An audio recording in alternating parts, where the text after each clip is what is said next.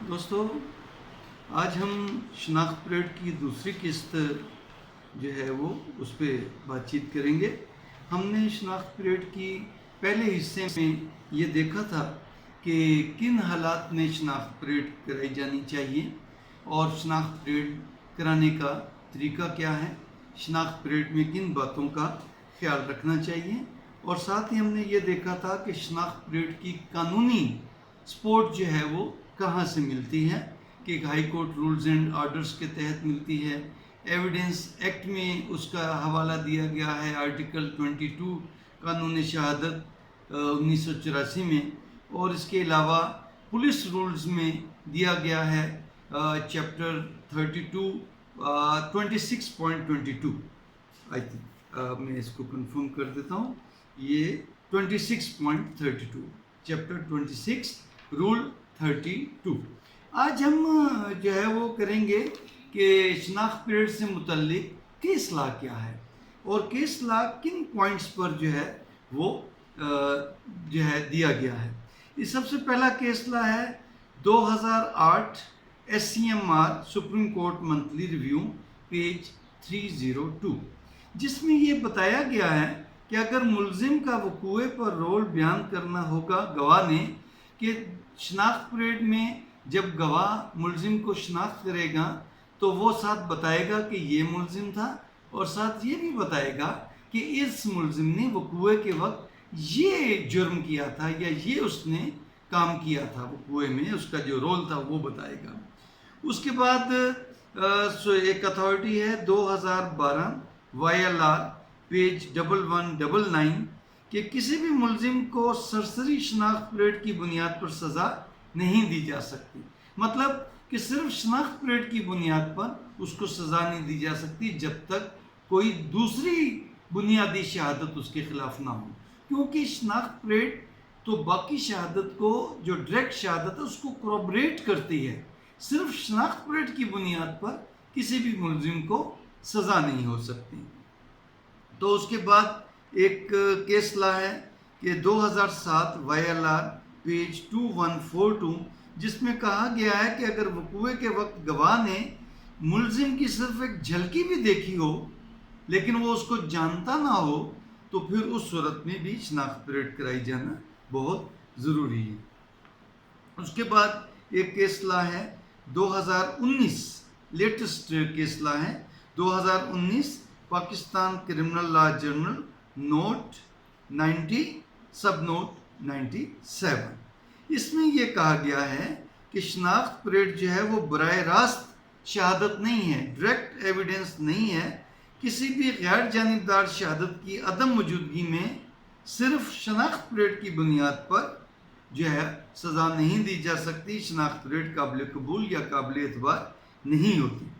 اس کے بعد ایک کیس لا ہے بنیادی 2017 SCMR پیج 524، اور دوسرا کیس لا ہے اسی پوائنٹ پر کہ 2001 SCMR پیج 424، جس میں بتایا گیا ہے کہ شناخت پریڈ کا بنیادی مقصد کیا ہوتا ہے، کس لیے شناخت پریڈ کرائی جاتی ہے، اور شناخت پریڈ کی شہادتی ویلیو، ایویڈینشری ویلیو کیا ہے۔ اس کے بعد ہے کہ اگر تاخیر سے شناخت پریڈ ہو تو اس کا نقصان پروسیکیوشن کو ہوگا، تو جتنی جلدی ملزم کی اگر تو ملزم کی گرفتاری نہیں ہوئی ہے تو پھر تو شناخت پریڈ کیسے ہوگی، لیکن ملزم کے گرفتار ہوتے ہی فوراً شناخت پریڈ ہو جانی چاہیے۔ اور دوسری یہ بھی ہے کہ اگر شناخت پریڈ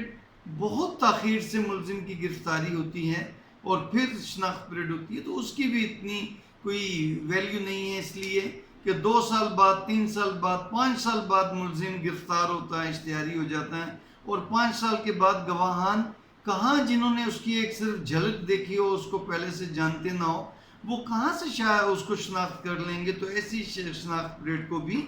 جو ہے وہ اتنی اہمیت نہیں دی جاتی۔ تو یہ تاخیر سے شناخت پریڈ کے متعلق 1992 Pakistan criminal law journal page 1339، اور اس کے بعد دوسرا کیس لا ہے PLD 2001 سپریم کورٹ پیج 398۔ اس کے بعد یہ کیس لا ہے کہ دیگر کتنی ڈمیز، کتنے ملتے جلتے حلیے کے دیگر کتنے، ایک ملزم کے ساتھ مزید کتنے ملزم شامل کیے جائیں گے؟ 8 سے 10 ملزمان کو شامل کیا جائے گا، اور پھر ملزم سے پوچھا جائے گا کہ ہاں بتاؤ تم کس نمبر پہ بیٹھو گے۔ یہ نہیں کہ ملزم کو کہہ دیا کہ تم 4تھے نمبر پہ بیٹھو، نہیں، ملزم کی یہ چوائس ہے کہ وہ کس نمبر پہ بیٹھتا ہے۔ یہ ہے 1996 Pakistan criminal law journal page 73۔ اس کے بعد وہ میں نے پہلے بھی بتایا کہ صرف شناخت پلیٹ کی بنیاد پر سزا نہیں ہو سکتی، 2008 MLD پیج 668۔ اس کے بعد ہے کہ اگر رات کا وقوع ہے اور انہوں نے اندھیرے میں ملزمان کو دیکھا ہے تو ایسی بھی شناخت پلیٹ جو ہے وہ شک و شبہ پر مبنی ہوگی، ڈاؤٹ فل ہوگی، 2017 SCMR پیج 960۔ تو اگر ملزم کہتے ہیں جی، گواہ کہتے ہیں جی رات کا جو ہے، اس کے بعد ایک گائیڈنگ پرنسپلز دیے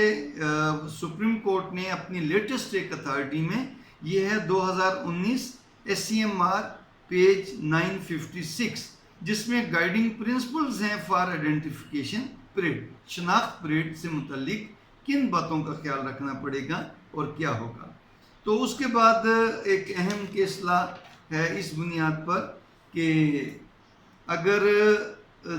جو ہے نا کہ انسان کی جو یادداشت ہے وہ اتنے عرصے تک اس کو محفوظ نہیں رکھ سکتی کہ وقوع کے وقت اس نے ملزم کا حلیہ یا اس نے دیکھا تھا۔ اس کا وجہ ہے کہ بہت سارے فیکٹرز ہیں کہ موقع پر جائے وقوع کے وقت لائٹ کی کیا سچویشن تھی، بہت زیادہ لائٹ تھی یا بہت کم لائٹ تھی۔ کئی لوگ کہتے ہیں ٹارچ کی روشنی میں ہم نے ملزمان کو دیکھا، کئی جگہوں پر کہا جاتا ہے کہ ہم نے چاند کی روشنی میں ملزمان کو دیکھا، کچھ جگہوں پہ کہا جاتا ہے کہ دور جو ہے وہ بلب جل رہا تھا تو ہم نے اس کی روشنی میں ملزم، تو دیکھا جائے گا کہ لائٹ کا جو سورس آف لائٹ ہے وہ ملزمان سے کتنے فاصلے پر ہے، اور وہ لائٹ کی کوانٹٹی کتنی ہے کہ اس میں کیا اتنی واضح دیکھا جا سکتا ہے۔ اور پھر دوسرا فیکٹر ہے کہ گواہان تو وقوع کے وقت قتل کا وقوع ہو رہا ہے تو وہ تو بہت سٹریس میں ہوں گے، تو انہوں نے تو صرف ملزمان سے زیادہ وہ تو اپنے مضروبان کو اور اپنے مقتولان کو دیکھ رہے ہوں گے، وقوع میں گھبراہٹ کی حالت ہوگی،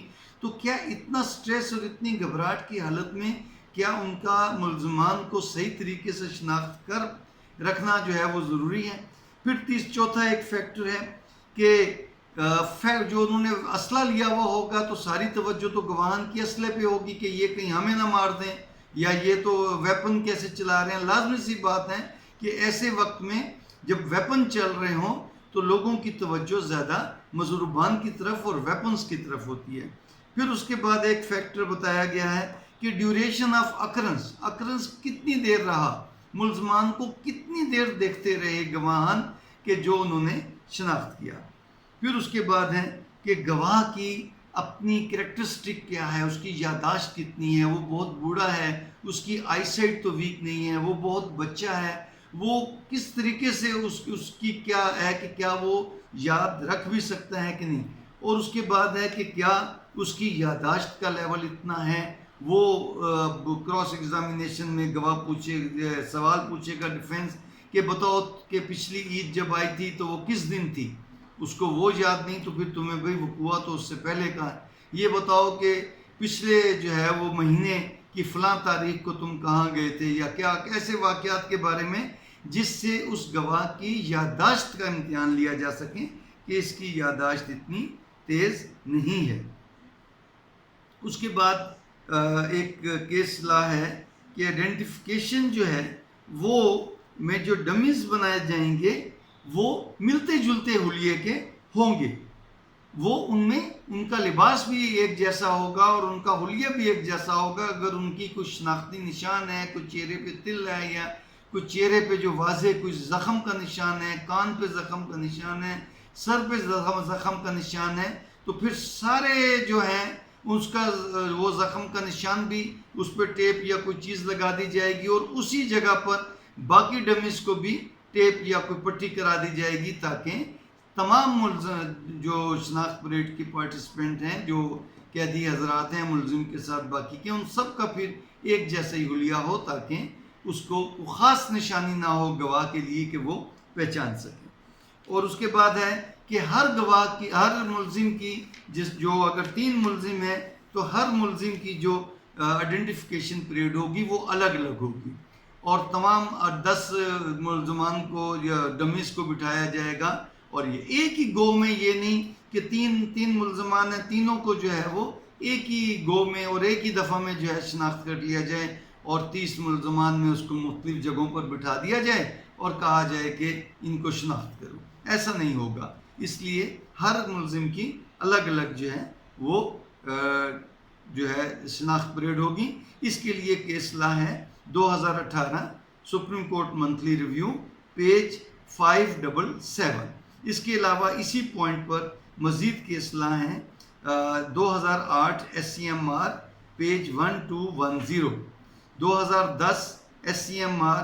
پیج 1189، 2017 SCMR 1189. اور اس کے علاوہ یہ اس پہ لیٹسٹ ایک کیس لا ہے 2019 کا PLJ 2019 supreme court criminal cases 153. اس کے بعد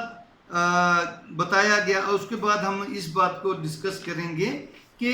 ڈیفنس کے وکیل کا کیا کام ہوتا ہے، کہ وہ کس طریقے سے. دیکھیں، کراس ایگزامینیشن کے ذریعے ڈیفنس کا وکیل شہادت میں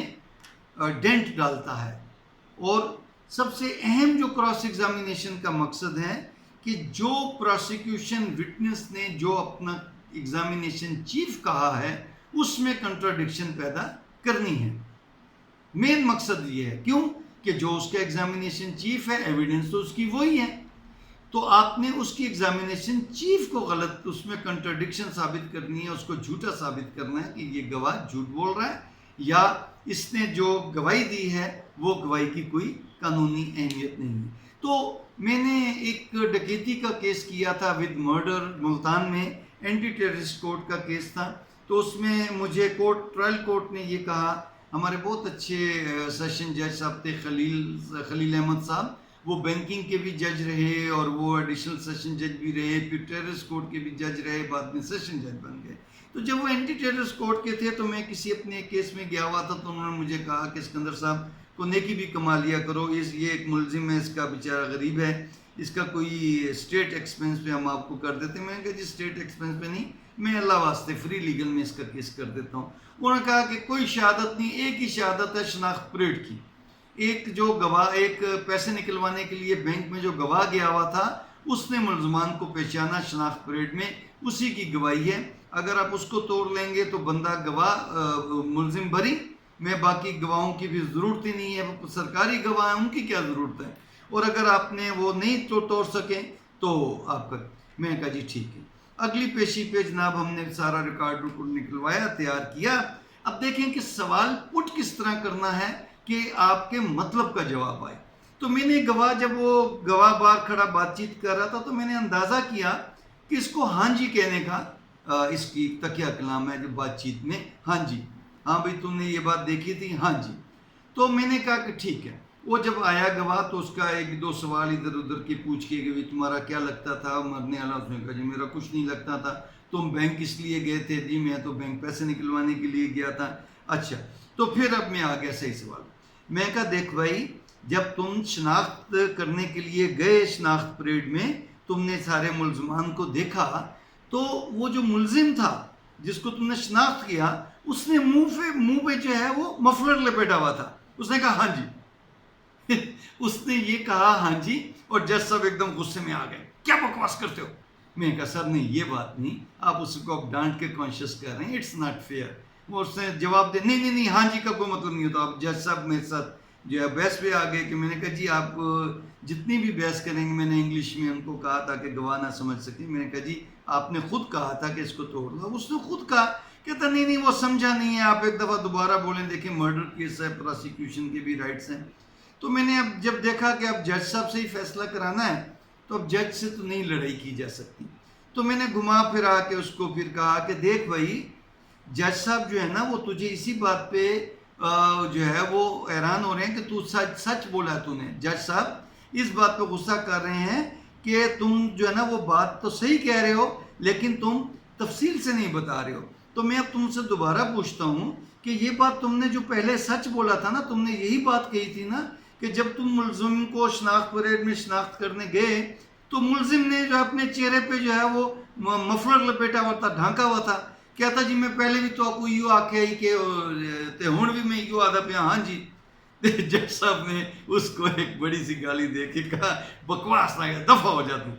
تو اس کے بعد ان کا جی درخواست آپ 265 کی لکھ کے لائیں، اور صرف اسی پوائنٹ پہ ملزم اسی دن بری ہو گیا۔ تو کہنے کا مطلب یہ ہے کہ آپ سوال کیسے پٹ کرتے ہیں،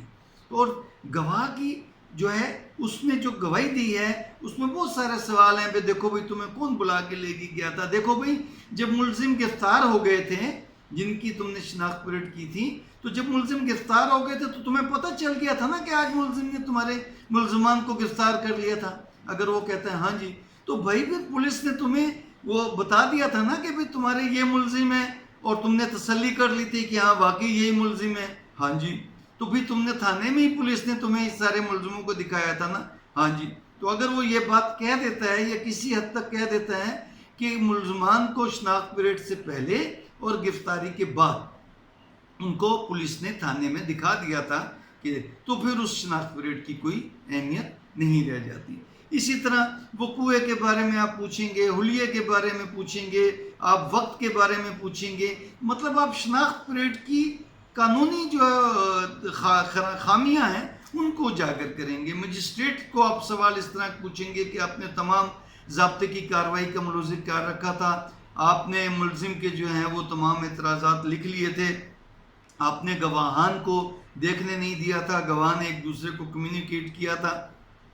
کہنے کا مطلب ہے کہ گواہان نے کیا آپ کو یہ گواہی دی تھی، یا کیا آپ نے گواہ کو الگ طریقے سے یہ کراس ایگزامینیشن کرنا ہے، اور مجسٹریٹ کو آپ نے الگ طریقے، کیونکہ مجسٹریٹ کا کوئی ذاتی تعلق نہیں نہ آپ سے نہ استغاثہ سے، تو اس سے تو آپ نے شناخت پریڈ کی جو لیگل خامیاں ہیں، لیگل ڈیفیکٹس ہیں، وہ اس سے آپ نے اگلوانے ہیں کہ آپ نے یہ فارمیلٹی پوری نہیں کی، آپ نے یہ لیگل ریکوائرمنٹ پوری نہیں کی۔ تو یہ ہے اس کا سارا شناخت پریڈ کا۔ تو میرا خیال ہے کہ آپ کو میں کچھ سمجھا پایا ہوں گا، تو ہمارے چینل کو ضرور سبسکرائب کیجیے گا، اور اپنے دوستوں کو اور اپنے دوستوں کے اور دیگر گروپس میں جو آپ کے نالج میں ہوں تو ان میں ضرور شیئر کیجیے گا، تاکہ زیادہ سے زیادہ جونیئرز وکلا کی کوئی اس کی معلومات مل سکیں۔ اور کمنٹس ضرور کیجیے گا کہ آپ کو یہ لیکچر کیسا لگا، اس میں کون سی اچھی باتیں تھیں اور اس میں کیا خامیاں تھیں، تاکہ اس کی ہم اصلاح کر سکیں اور اگلے لیکچر میں ہم اس کا جواب دے سکیں۔ آپ کا بہت بہت شکریہ۔